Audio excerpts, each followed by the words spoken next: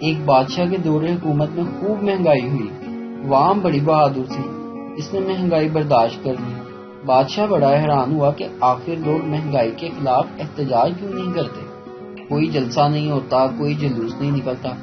آخر ایک دن بادشاہ نے تنگ آ کر پولیس کو حکم دیا کہ وہ بازاروں میں کھڑے ہو جائیں اور لوگوں کو 2 جوتے فی کس کے حساب سے ماریں۔ آخر چند دنوں بعد لوگوں نے احتجاج شروع کر دیا۔ بادشاہ بڑا خوش ہوا۔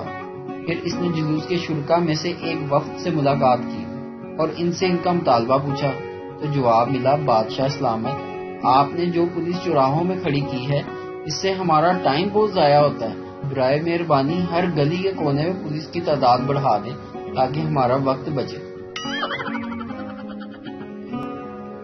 ایک آدمی کا گزر جنگل سے ہوا تو یہ دیکھ کر حیران رہ گیا کہ بیچارہ شکاری ایک جنگلی ریچھ سے گتھم گتھا ہے۔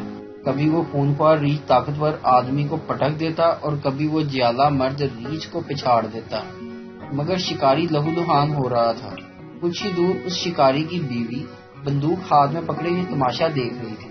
آدمی نے عورت سے کہا، آپ اس وحشی کو مار کیوں نہیں دیتی؟ اس کی بیوی نے جواب دیا، میں یہی سوچ رہی ہوں، مگر یہ کام وہ ریچھ ہی کر دے تو زیادہ بہتر ہے۔